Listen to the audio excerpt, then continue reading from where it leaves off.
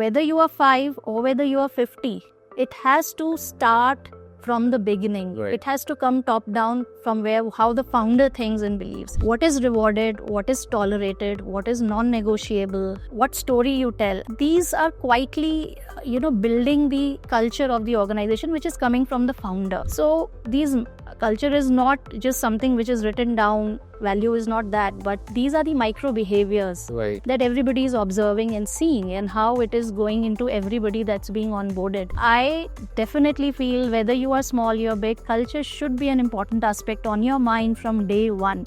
It cannot be suddenly embedded at a later. That's what I feel.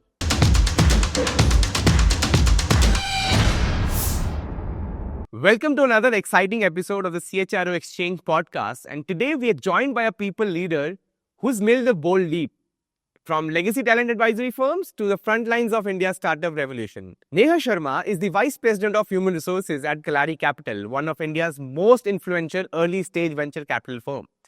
She's got rich experience at Korn Ferry, Walkwater Talent Advisors, and Manpower Group in the past.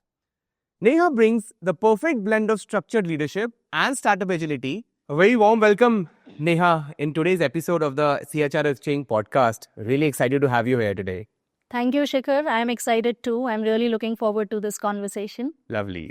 Neha, as a VP of HR at Kalari Capital, while the entire role is still evolving, what does a day-to-day activity look like, right?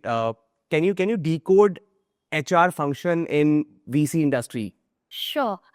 Shikhar, I feel no 2 days would be alike, if you actually have to decode how a day in the life of an HR would be, especially in a VC function. Because there are two aspects to it. One, of course, you're focused internally where you're managing the day-to-day aspects of HR for your own team. And then there's an external aspect where you're also working closely with your portfolio founders, supporting them in their building of people practice as they are evolving. But otherwise, I would say HR in a VC is evolving every day. Earlier, when a VC would give capital to a founder, it would be largely that. But now we look at more from an overall kind of support or input or guidance that we can give to our founders apart from capital. And this is not just for HR. This is true if they come for marketing or they come for finance or legal. Yeah. So there's a lot of advisory work that happens because at least from an early stage investing perspective, the founders are still building. They're very, very young. They may have deep knowledge of a certain domain, but may not be an expert in building the people practice. So as they are evolving, as their organizations are evolving, I think there are so many areas where they seek inputs and advice. And I think that's where we step in and see how we, from our experience, give those guidelines, help them in a way to build a people-first organization. If I have to decode internally, VC is a stressful environment. It's a very, very serious business. So there's a huge focus on keeping everybody together, a lot of focus on team bonding. We have a very familial culture, and the values that we have, it's kind of non-negotiable. We do a lot to keep reiterating the core that we stand for. And around that, we build a lot of activities. So through the year, we are packed with, numerous things that we do to engage meaningfully with each other as well. So, we have a lot of clubs. We have our book club. We have our fitness club. We just collaborate together, come together. We go for a lot of offsites, team events. Then learning is another aspect we focus on. While we are in VC, it's always nice to keep interacting with leaders in the domain. So we have sessions and series where we sort of invite external speakers to come and meet the team, come and talk with the team. And apart from that, of course, you have your rituals of HR, which is your performance reviews, your policies, your operations, your appraisals and all of that. So, and hiring. So, yeah, so it's a mix of all that internally. But I have seen HR's function, but at Kalari, I especially feel we do focus a lot on internal well-being, bonding, culture, all of that. So, yeah, that keeps one really busy. And of course, on the external side, it could be various aspects of building the people practice. So I think very interesting to figure out that, the function balances both internal as well as external needs really well. Now, since we spoke about advisory, right? I just want to pick your brain on, as an early stage founder, right? What are these founders' common mistakes, which they do when they're hiring for their teams? And typically, I'm talking about early stage founders. Yeah. If you can elaborate on the common pitfalls, which you come across on everyday basis, will be helpful to know. If I have to point out the biggest mistake, it's, I would say, hiring for speed, rather than scalability, and hiring in a rush. This is a very, very common scenario that most early stage founders face, because I think the moment they raise their first round, it's a seed round or whatever, they are in pressure now to start building the team, the product, whatever problem that they are solving. And in that rush, they do not have the time to go in a structured way to start onboarding the team.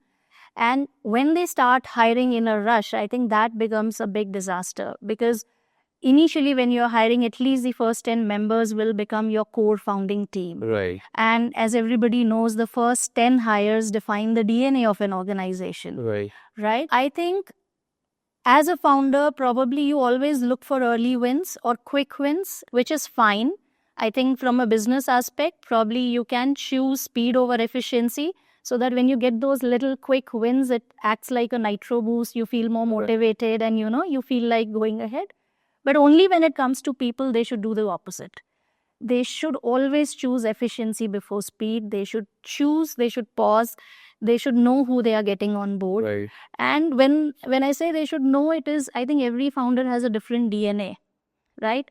So when you're choosing the core team, first of all, you should know that they should be complementing your skills, right? As a founder, probably I am a great product person, or I am a great salesperson, or I am a great finance person. But to run an organization, you need multiple, expertise in multiple domains. So try and see the people that you're bringing on board are complementing your skills, so that there's a holistic expertise within the firm.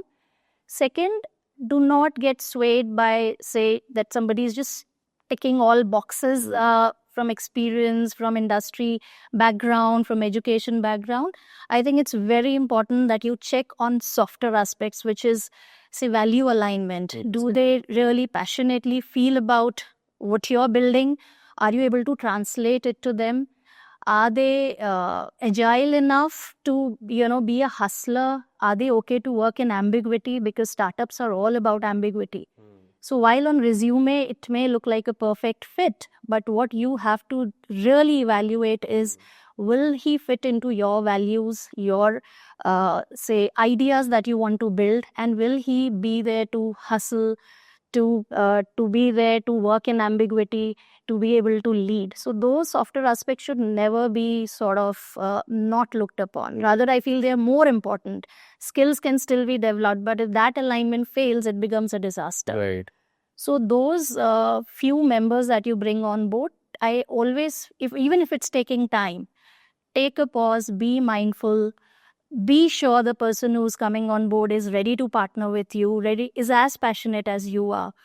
And, of course, because when you're bringing the early members, you're giving away equity, you're doing a lot of those things. So you cannot afford to go wrong at that time. Right, absolutely. So that's one common mistake that founders make, because there's so much of a hurry. They just don't seem to have the time to be waiting to let the right person come along. But I think that is worth the time that they spend. So Neha, to solve such issues, right, of hiring, right, wherein you said people optimize for speed, their efficiency, is there any set of guidelines, or is there any set of playbook, you have created, or you have probably passed out to founders to institutionalize this entire hiring and onboarding process?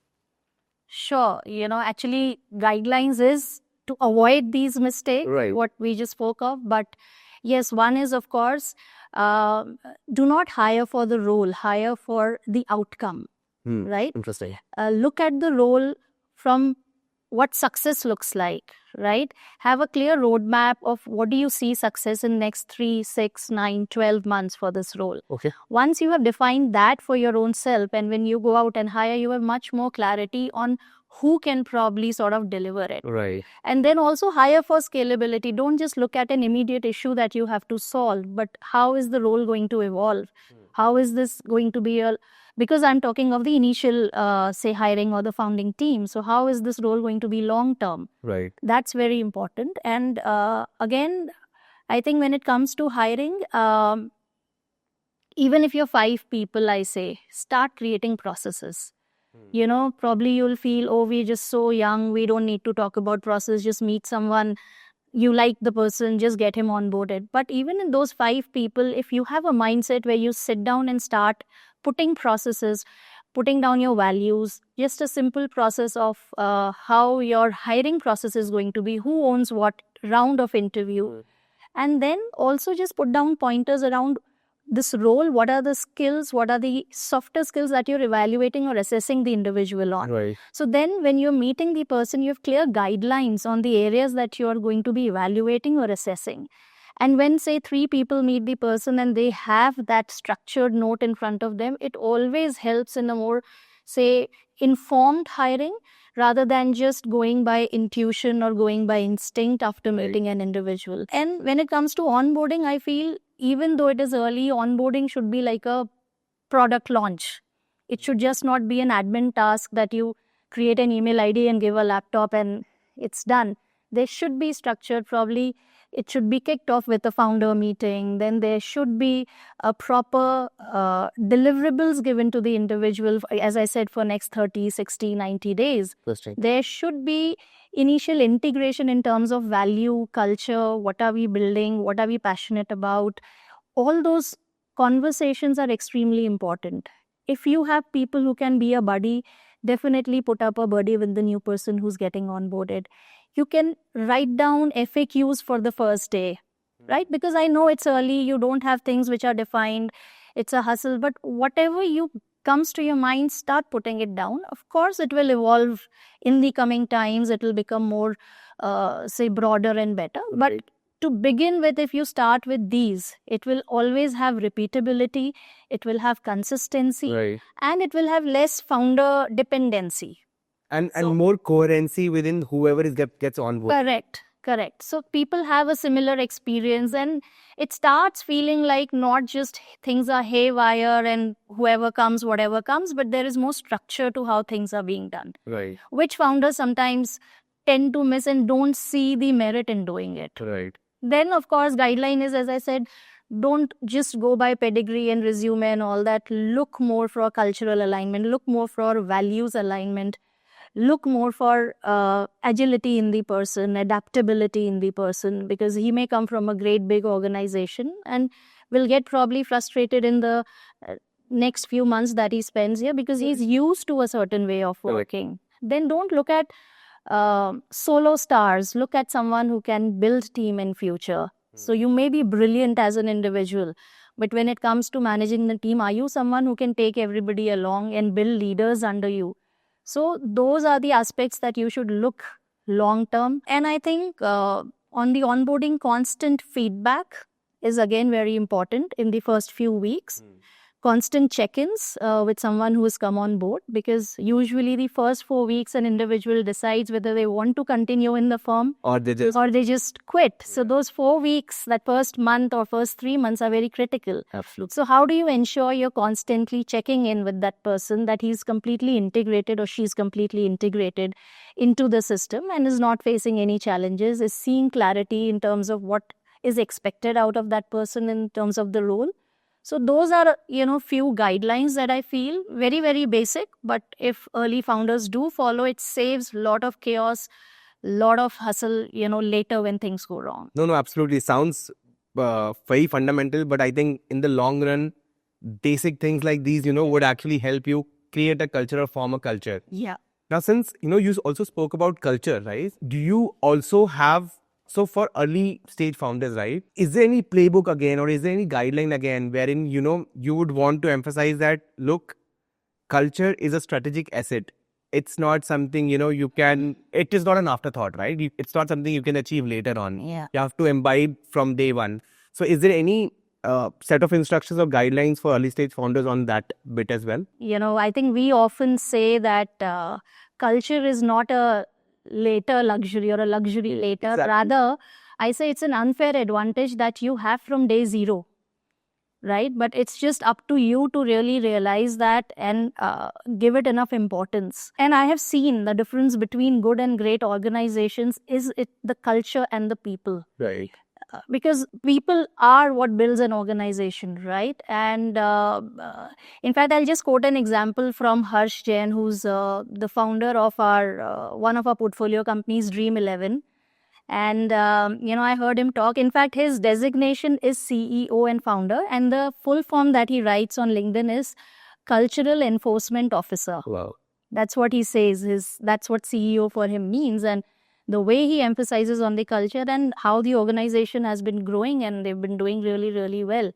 So if a founder understands that importance, and I have met founders and I have had discussions where I'm talking of something related to building culture, and the person is saying, we don't have time, I have deliverables, there are clients that are waiting, there's so many, things that have, bugs that have come up while we implemented the app, and culture will come later, this is a priority. So I say to those founders, this is not a later luxury, as I said, and you are not understanding that how it's going to impact you at a later stage. Because whether you are 5 or whether you are 50, it has to start from the beginning. Right. It has to come top down from how the founder thinks and believes.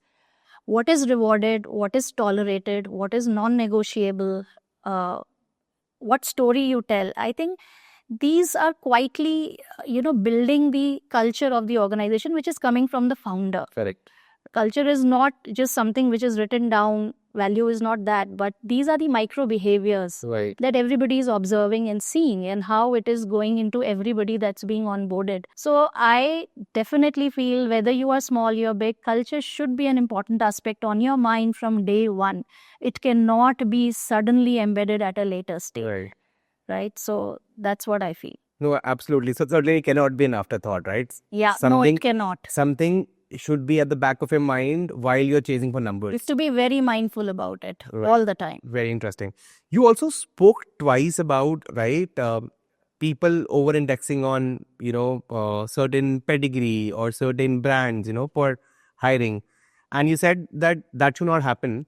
And, people should look at the softer side of things as well, because, for the longer run, I mean, that is equally important as this.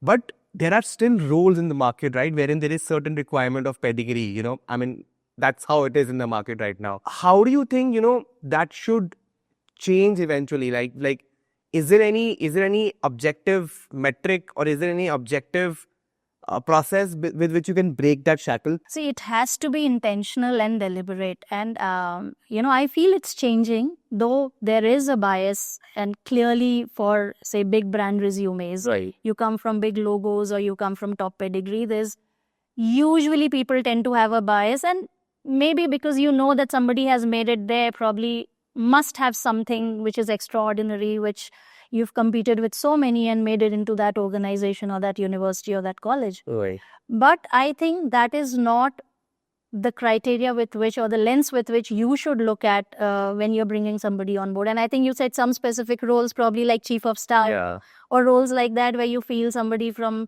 a great pedigree will come and then just sort of, solve. So I think that's changing. But unfortunately in VC, I still see, especially I'm talking of VC, I'm not talking of startups. To enter the VC, it is still kind of defined that you need to be from a good background, a pedigree, to be able to get a break into the VC industry. But as I said, that's also changing. So one thing that I can talk of at Kalari, we have a fellowship program which is meant for young professionals who want to enter the VC industry. Right? It's a 2 years program, so we hire 12 to 15 analysts. Okay. Right? And it is open to anybody, any background. We haven't kept anything that you need to be from a certain pedigree or a certain background or certain education. It's very basic. And if you bring that potential, because we have a selection process. Of course. And if you stand out, no matter you are from even if you're just a simple graduate from a very simple college, or you just have 2 years experience in a very simple organization, a brand that is not known, but you stand out, you bring something which is extraordinary, you get a chance. Of course, you stand a chance. Brilliant. So we have a 4th batch running, and I see extraordinary talent. So we have a mix. Of course, there are some people who are from pedigree in that 15 batch, but there are mostly who are not from that. And the kind of hunger, the kind of talent, the kind of curiosity and the will to sort of grow that they come up with, that's amazing. So it is changing, and I think even with founders, they are now sort of becoming more open. They are looking at to what the individual is bringing rather than just what's on the resume in terms of background or pedigree.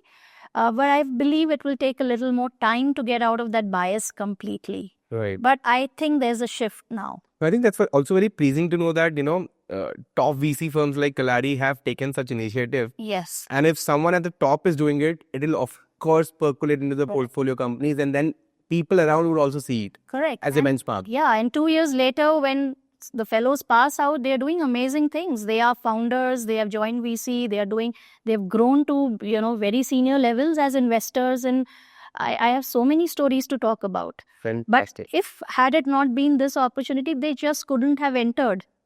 Because most VCs, even at analyst level, do not take people who do not come from certain pedigree. That's like democratizing great jobs for all. Correct.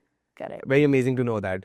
I would also now want to move a little further from early stage to, maybe a little mature company.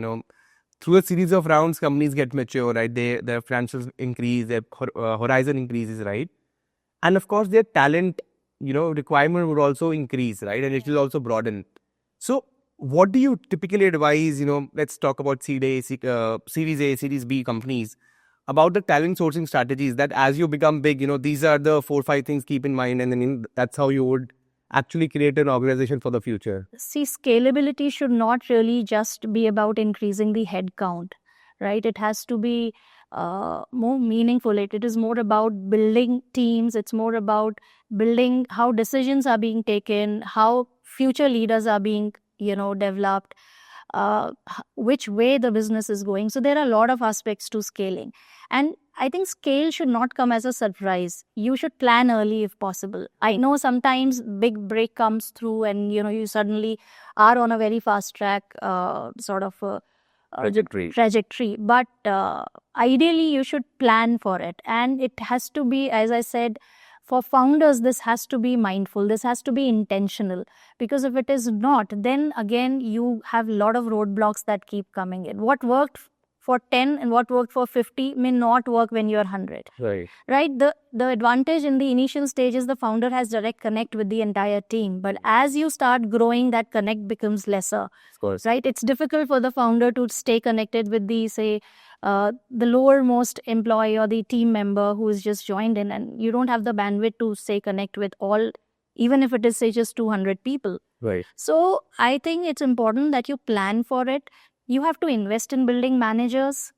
When you have invested in building managers who have those core values inculcated, who know what the organization wants, where are we all what are we driving, where are we going, they should be trained enough, you've invested enough in them that they train the next level.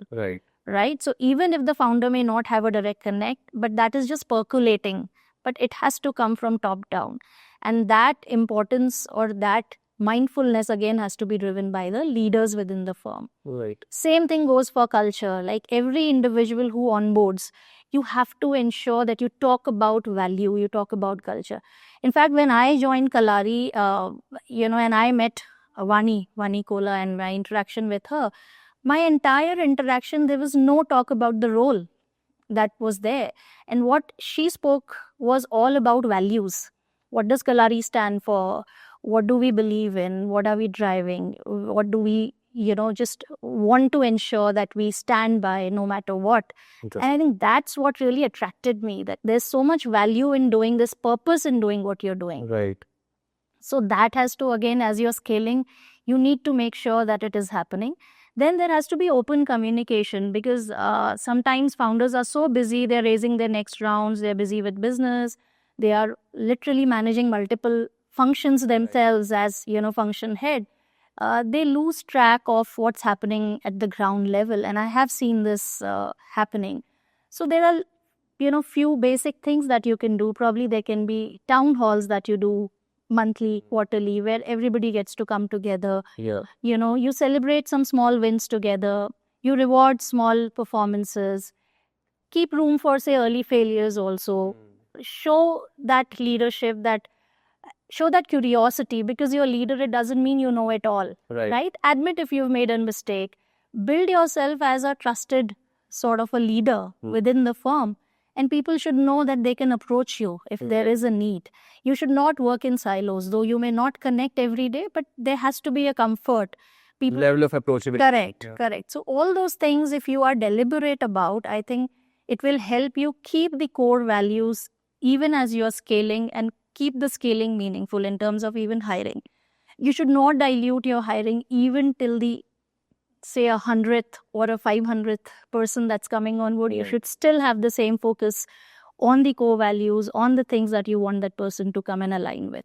Interesting. I think one interesting insight which came through here is that when you become big, your middle layer, right, becomes your propagator of culture, right? And that has to be very robust. Yeah. Right? If you don't propagate the right set of expectations and culture, the last layer will never survive, or last layer will never agree to what you agree. Absolutely. I think that's a very important insight which has come through there. Correct, because you can't do everything on your own. You have to build leaders, and then those have to build leaders below. Right. And it has to go that way. That's how, when you expand and scale, you just are scaling with the same values. Very interesting. Just want to pick your brain on understanding trends, right? So the context for this is, you see your portfolio companies, right? And you would have observed trends which a lot of these founders, would be adopting in terms of hiring, in terms of, developing, building their talent, right?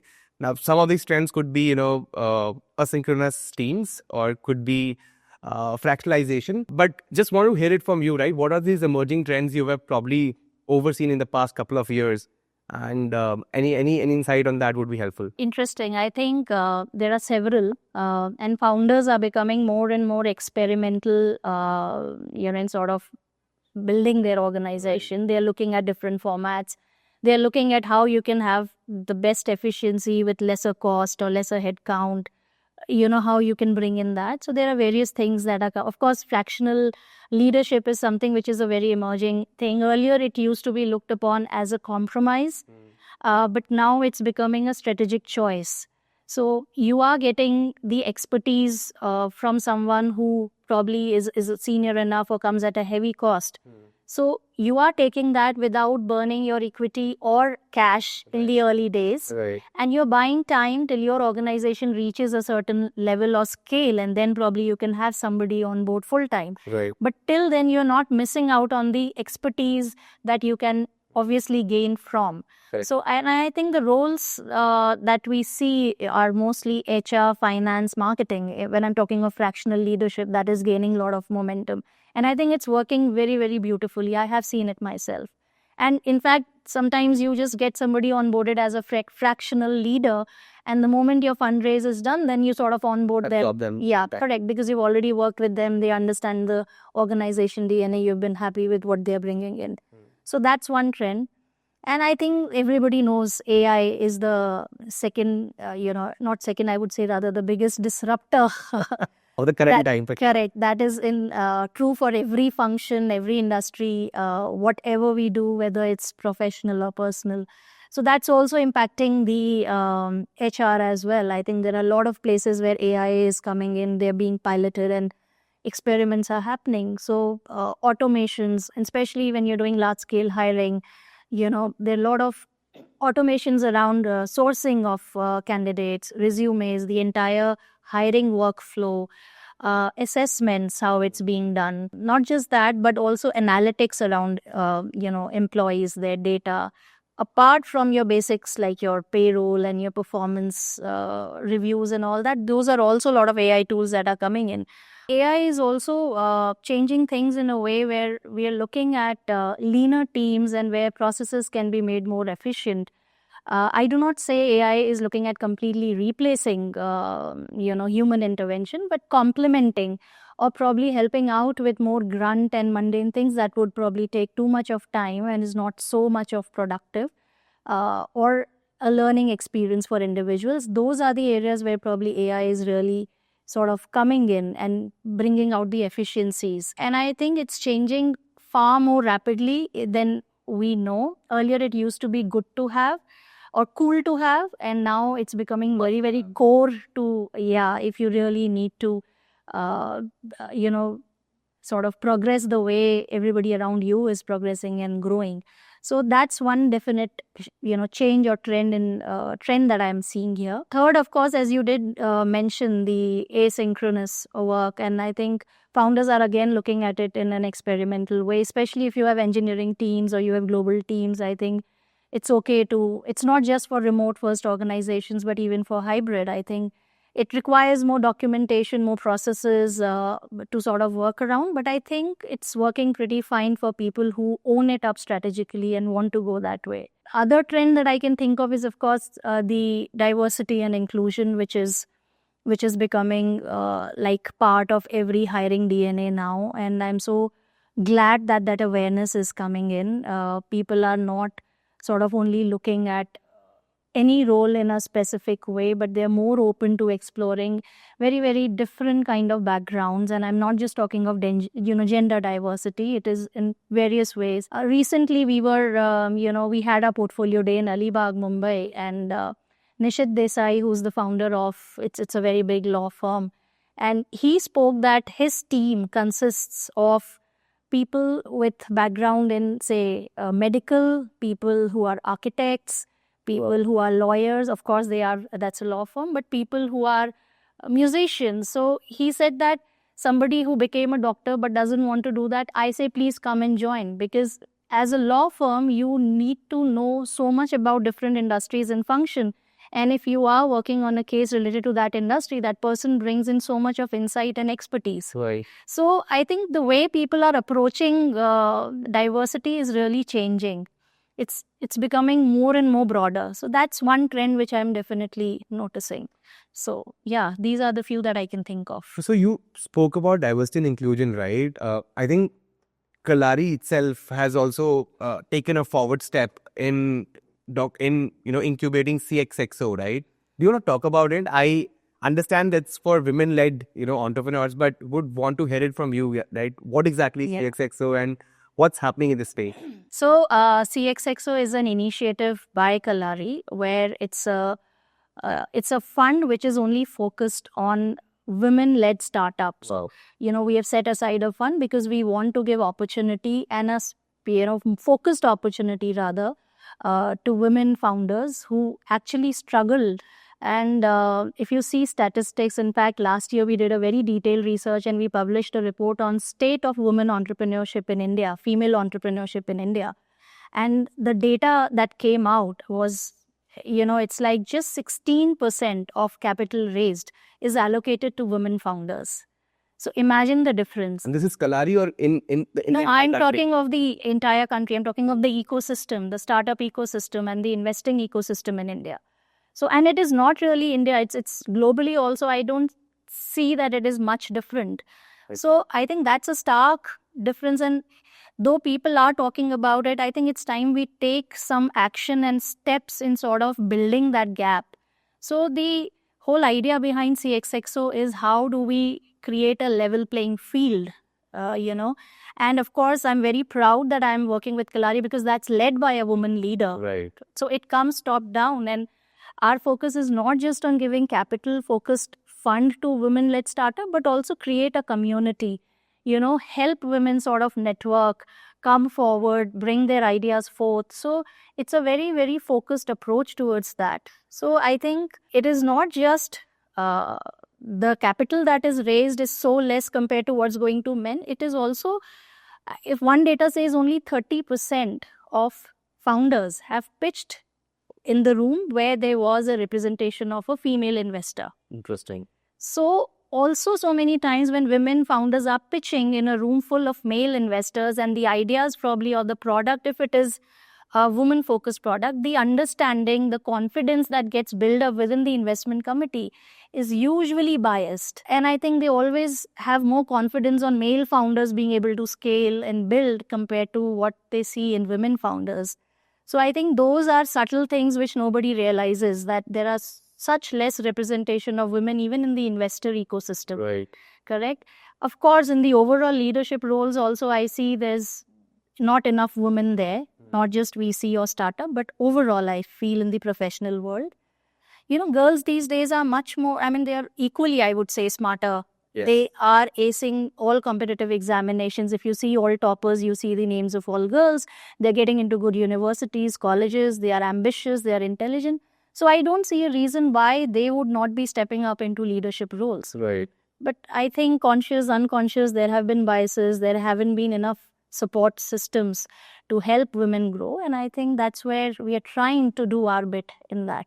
And many more are coming forward, and we see the ripple effect though. No, I think this is very interesting and thought-provoking that way that, it is just not at the start level, but, you create enablement at across all levels so that there is proper diversity and equity, right, across all genders and across all sections of society. I think that's very pleasing and, heart welcoming to know that. I think we're headed towards the last section of the podcast, Neha, and since people are getting an opportunity and I'm getting an opportunity to speak to you directly, I would also want to decode the process of if someone wants to join a VC, right? How should this person prepare? And also, if someone wants to join an HR function in VC, right? So your 2 cents around this would be very, very helpful. See, I wouldn't say there's a specific guide or a playbook as to how you can sort of join HR in a VC. I can, of course, talk about how you do join a HR function and how probably VC as an industry you can look at as a career opportunity.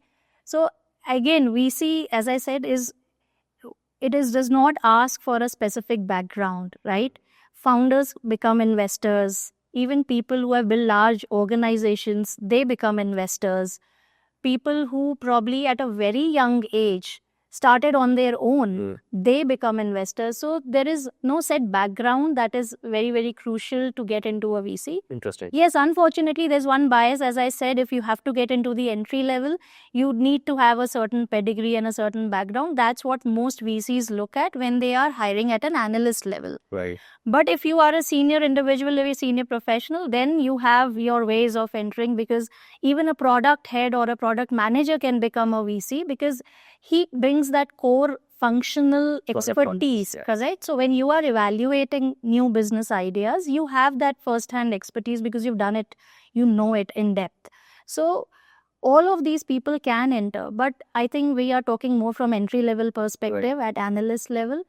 I think more and more opportunities, like I talked about the fellowship at Kalari, which is again happening every 2 years. And I know of many more VCs now who have started hiring at entry level with a more open outlook. So I think if you have it in you, if you have, you're passionate about the startup world, you really feel excited about building something together with different leaders. If you have that basic passion, it just shows when you want to sort of come in and you sit there across the table. Right. So I think there is no fixed, I would say, formula that will help you get into a VC. Just intent would solve for it. Intent and a look out for opportunity. Like where is it that you can enter? Even in fact, if not at entry level, at a mid level, sometimes now there is hiring happening from functional expert sort of expertise. Correct. So maybe you have been in tech and you have developed a specific tool, or you have been into a specific function. Deep tech is expanding, so there's so much in deep tech which I think that not everybody is still an expert in. So there's a lot of exploration happening. But if you have a niche that you bring, I think you will be valued and you will be welcomed into that role or function. HR, I feel if you are looking at building a career in HR, of course, it starts with I think a lot of people in HR also come by accident. I didn't do my qualification in HR, rather I did my MBA in marketing. Interesting. But sort of got into people. So I think that's also a natural knack that you have. If you love interacting with people, if you love building relationships, if you have that empathetic attitude and you understand business, I think then that's a very, very good mix of choosing HR as a career for yourself. So I think when you want to get into HR in a VC, there can be again various backgrounds. If you have worked in a talent advisory role earlier where you did get exposure to working with startups and founders, that's a very good background and mix for you to enter VC, because that's what you will do even when you go there. Right. Or otherwise, I think if you have had a chance to work in different industries, you do understand, the basics. You have advised people in building their teams from scratch. Again, those are value adds that can probably bring you into the VC ecosystem. But usually the HR teams within VCs are lean teams. Right. They're not as large as you see in big In fact, corporates. even the VC ecosystem is lean. It's very lean. It's very lean. Yeah, I don't see a large headcount, especially for Indian VCs. Of course, if this large MNCs where you have multiple countries and multiple offices, then probably together put it becomes a large. But I think even still in country, it's not as large as e-corporates usually. And I say that HR is not just looking at policies and processes, but it is evolving and it's becoming more of a growth function now. Right. It's becoming more and more critical because, as I said, people are the most important asset. Right. And if a particular role is managing that aspect, we really can't undermine its importance, right? So, and I feel that HR is more and more becoming business partnering, where there's larger understanding of how the organization is growing. Right. And they're working towards ensuring that the organization is thriving, not just surviving. So I think those are the things that now HR is evolving into, and it cannot be undermined. It cannot just be looked at as a support function. So yeah, and to young people, I would say be curious and never undermine the superpower of empathy, which I keep saying.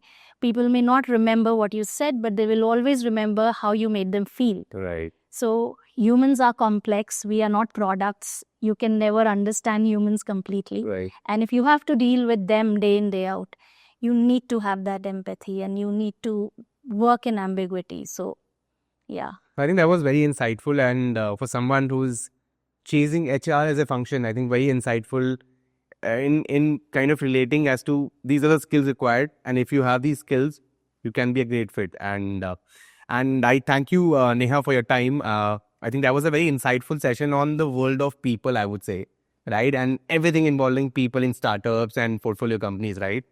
It was a very insightful session personally for me. I think learned so much about how do you build organizations and scale them with people, and what are the mistakes you should not do when you probably start a startup of your own. Thank you very much, Neha. Thank you, Shikhar. I really enjoyed this conversation.